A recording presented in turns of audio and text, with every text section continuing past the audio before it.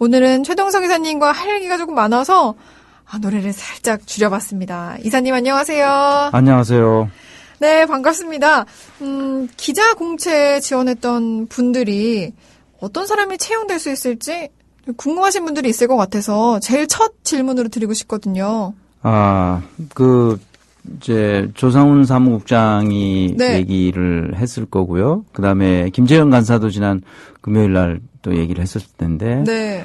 80명이 지원해 주셨잖아요. 그 지원서를 제가 쭉 훑어보았는데 네. 그중에서 이제 잘 쓰신 분도 있고 정말 기자를 하려고 했었나 의심이 들 정도로 엉망으로 쓰신 분도 있었어요. 그래서 글을 쓴 걸 보면 이제 금방 알 수 있죠. 그래서 지금은 여러분들이 잘 아시다시피 국민TV 라디오하고 국민TV 뉴스가 있잖아요. 그래서 이 두 부문의 기자를 우리가 뽑고 있는 건데요. 그 기자라는 직업에 대한 기초가 되어 있는지를 두 부문의 책임자들이 이제 8명을 뽑았습니다. 그래서 기자로서의 기초 실력 테스트를 볼 수 있게 된 사람이 8명이었다.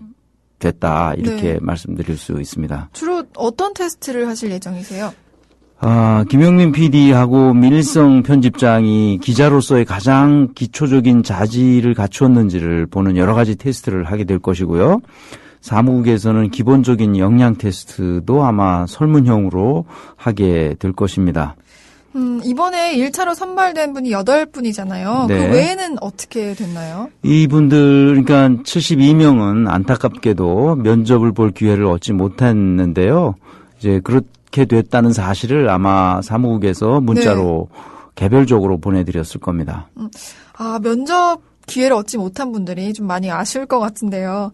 지원서를 네. 쓸 때 어떻게 써야 면접이라도 볼 수 있을까? 이런 좀 팁 좀 주시면. 네, 그 지원서를 읽어보면 아주 참 답답하게 쓴 사람들이 있어요. 그래서 제가 김희주 아나운서가 팁을 좀 달라고 그러니까 네. 말씀을 드리면 기자가 되려는 사람들이잖아요. 그래서 그렇게 평범하게 쓰면 안 되거든요. 네. 그래서 영혼이 있다. 내가 살아있는 내 영혼이 나로 하여금 기자가 되게끔 지금까지 이끌어왔다는 것을 네. 거기 지원서에 써줘야 돼요. 그래서 열정이 있는 기자로서 내가 해온 일이 지금까지 무엇인지를 명확하게 밝혀주셔야 되거든요. 네. 근데 나는 기자 경험이 없다. 그럼 신입으로 하려고 한다. 이런 사람들은 그동안 기자가 되기 위해서 어떤 노력을 해왔는지도 써줘야 돼요. 네. 그래서 읽는 사람으로 하여금 나는 이 사람을 꼭 한번 인터뷰해보고 싶다. 네. 이렇게 감동되도록 써야 된단 말이에요. 그러니까 거짓말로 쓰라는 거 아니라 네. 자기가 그런 열정이 있었고 이렇게 하고 싶어서 견딜 수 없었다는 것을 그 지원서에 표현해 주어야 되거든요. 이렇게 평범한 노력이 있으면 안 되고요. 네. 남다른 노력이 있었다는 사실을 그 지원서에 기록해 줘야 됩니다. 그렇다면 사무국에서도 예. 사무국과 경영위원회에서도 면접을 2차에서 보게 되잖아요. 그렇죠. 이때를 대비한 팁도 좀. 미리 좀 말씀을 드릴게요. 네. 그래서 사무국과 경영위원회에서 보는 면접은 우리 김영민 PD나 민일성 편집장이 보는 이 테스트하고는 좀 달라요. 좀 길게 보고요. 네. 개별적으로 한 사람 한 사람 면접을 하죠. 그래서 이때 보는 면접은 방송인이나 기자로서의 실력을 보는 게 아니고 전문적인 직업인으로서 그가 어느 직장에 가든지 직업인으로서 앞으로 얼마나 성취할 수 있을지를 보는 것입니다. 네. 그래서 일반적으로 3가지 능력을 보는데요. 도구적인 능력이 어느 정도인지, 그다음에 추상화 능력은 어느 정도인지, 그다음에 목적 지향적 능력은 어느 수준인지 그런 것을 앞으로 우리 국민TV에 왔을 때 네. 과연 그런 능력을 마음껏 발현할 수 있는 사람인지를 본다 그 말입니다. 도구적 능력이 뭔가요? 도구적 능력이라는 게 우리 이제 홈페이지에 가면 네. 다 예전에 네. 써놓은 게 있어서 다 이제 지나가가지고 그거 검색을 못 하셨을 텐데요. 도구적 능력이 뭐냐? 네. 이건 한마디로 말하면 여러 가지 요소들이 있는데 한마디로 말하면 영재성을 말하는 겁니다.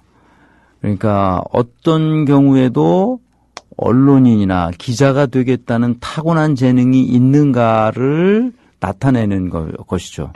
그러지만 운동선수로서의 영재성을 네. 보는 게 아니고 네. 기자나 언론인이 되겠다는 그 특수한 영재성이 있어요. 이제 그런 타고난 재능이 영재성인데 그런 게 있냐 없냐 이렇게 볼 수 있는 거죠. 이게 영재성이 없으면 그 일을 끝까지 해내는 것이 고통스럽거든요. 네. 그래서 그것을 도구적 능력으로서의 영재성이 있는지를 보는 것이 이제 저희들의 여러 가지 관점 중에 하나다 이렇게 말씀드릴 수 있어요. 영재성에 대해서도 좀 자세하게 설명을 해주셔야 될 것 같은데요. 영재성요. 네. 좋은 질문이네요. 그 영재성은 많은 사람들이 이렇게 생각해요. 머리가 좋다 또는 IQ가 높다 이렇게 말하는 게 쉬운데요. 실제로는 많은 사람들은 영재라고 그러면 성적 좋은 그래서 뭐 이제 좋은 대학을 간다든지 뭐 그런 걸 생각하기 쉬운데요. 그렇지 않습니다. 차범근 선수나 여러분 그 박지성 선수를 생각하면 됩니다. 축구에 영재성이 있는 거죠. 그 기자의 세계에서도 영재성이 그래서 중요해요. 영재성이 있는 기자들을 여러분 누군지 혹시 아세요? 잘 모르시죠? 그 네. 한양대학교의 신문방송학과에 계셨던 네. 분이죠. 그 리영희 선생님. 이제 물론 작고 하셨죠.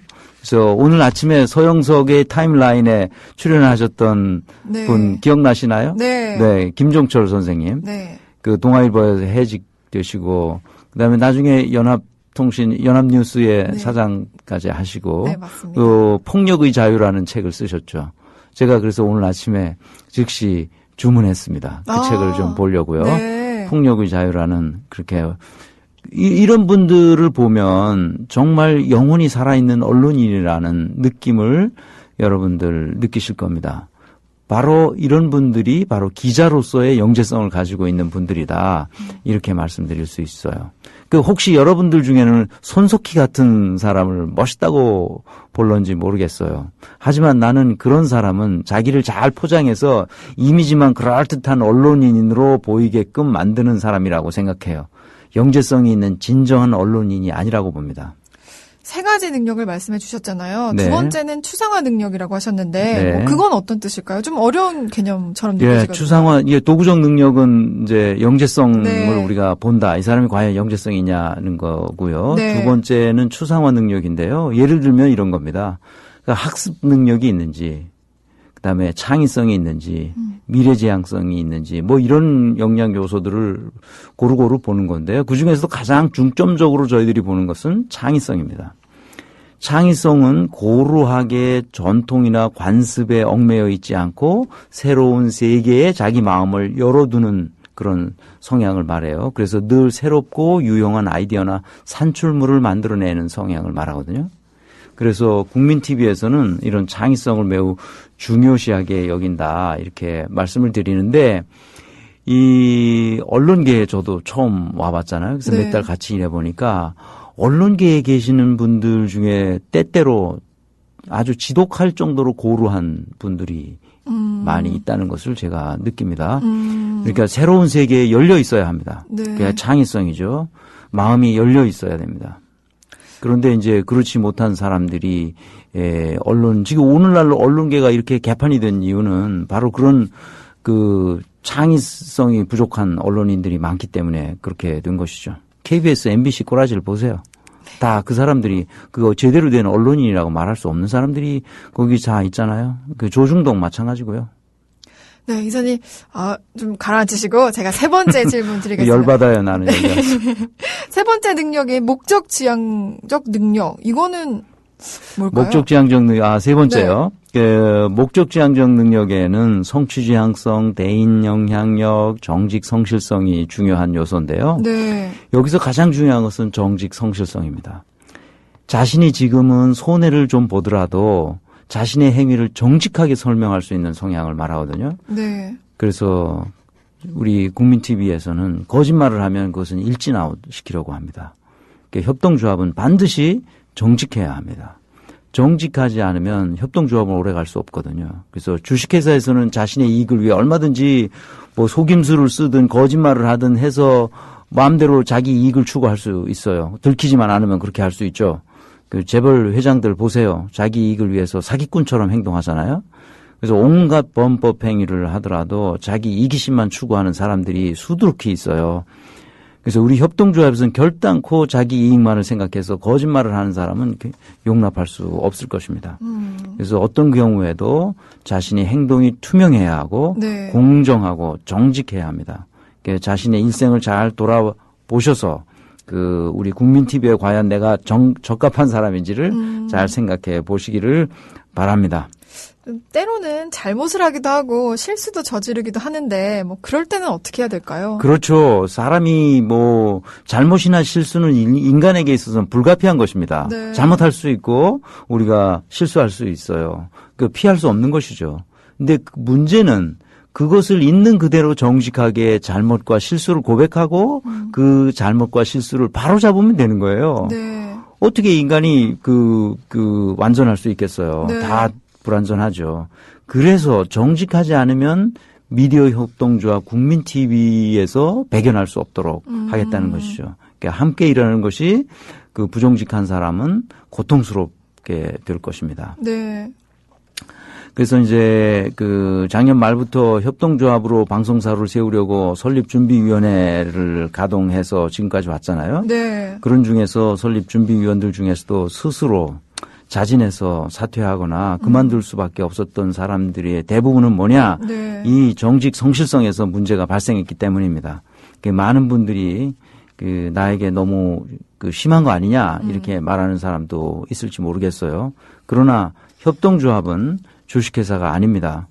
주식회사는 오너가 오케이 하면 그만이지만 네. 그가 얼마나 부정직하더라도 하지만 협동조합은 조합원 모두가 오너이기 때문에 조합원 모두에게 투명하게 공개해서 오케이를 받아야 되거든요. 네. 그건 뭐 경영 담당 이사가 눈 감아주면 되는 게 아닙니다.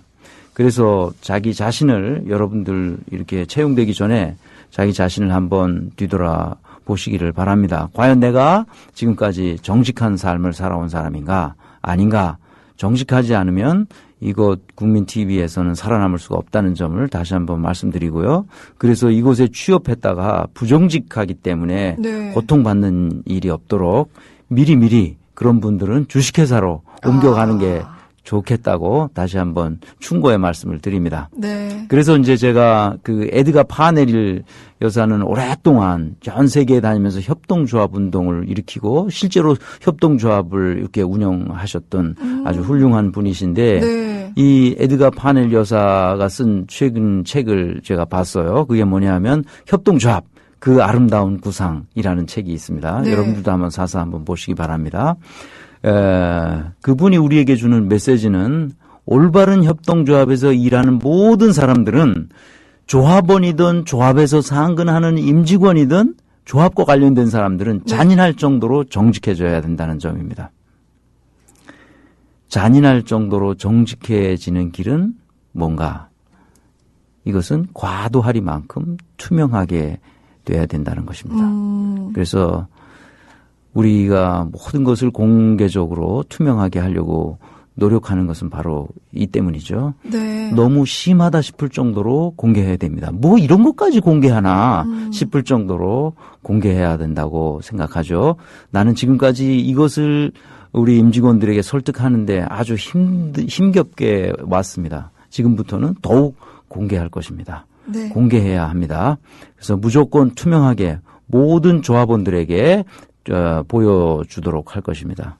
우리 임직원들의 정직 성실하게 만드는 분위기를 조금씩 만들어갈 것입니다. 네. 이사님 오늘 말씀 감사하고요. 다음 주 화요일에 이사님과 만나는 걸 약속하면서 인사드려야 될 것 같은데요. 그래요. 또 시간이 다 됐군요. 네, 그렇습니다. 다음 주에 뵙겠습니다. 그래요. 고마워요. 네, 감사합니다. 네, 저 역시도 인사를 드려야 될 것 같은데요. 설렌 여자 김희주는 내일 이 시간에 다시 찾아뵙겠습니다. 감사합니다, 여러분.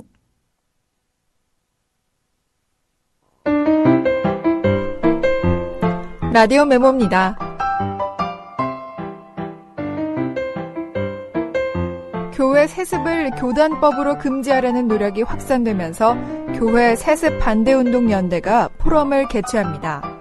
7월 30일 오후 2시에 열리는 이번 포럼은 명동 청월암 사무실에서 열립니다. 주제 발제 시간에는 성암교회 조주희 목사와 법률사무소 로그의 강문대 변호사가 함께합니다. 자세한 문의는 www.seban.kr로 들어가시면 됩니다.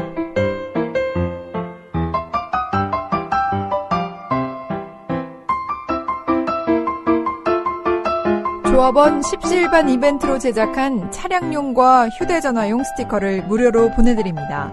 국민TV 홈페이지나 팟빵 게시판을 사용하지 않는 조합원 여러분의 많은 신청을 기다립니다. 신청 방법은 주소, 우편번호, 받는 분 성함, 닉네임, 희망 매수를 적어서 redox112@한메일.net이나 010-3758-8922로 연락주시면 됩니다.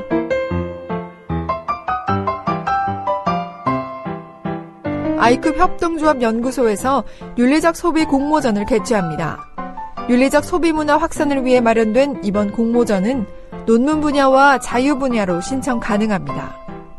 공모전 접수 기간은 7월 1일부터 8월 31일까지로 자세한 내용은 아이큐 협동조합 연구소 홈페이지에서 확인할 수 있습니다. 제1회 서울시민영화제가 8월 16일 금요일부터 8월 30일까지 열립니다. 시민들이 보다 새롭고 편안하게 영화를 즐길 수 있는 새로운 상영 문화를 창조하기 위해 시작된 이번 영화제는 매일 밤 8시 30분에 시작됩니다. 한강 고수부지, 여의도 문화광장, 청계광장 등에서 열리는 이번 영화제에는 총 45편의 영화가 준비되어 있습니다. 상영 정보는 www.cinedeseoul.org로 들어가시면 됩니다. 하루 4차례 방송되는 라디오 메모에 공지나 행사 안내를 하실 기관이나 단체는 행사 열흘 전 국민TV로 보내주시면 소개해드리겠습니다. 이메일 radiomemo2013@gmail.com으로 하시면 됩니다.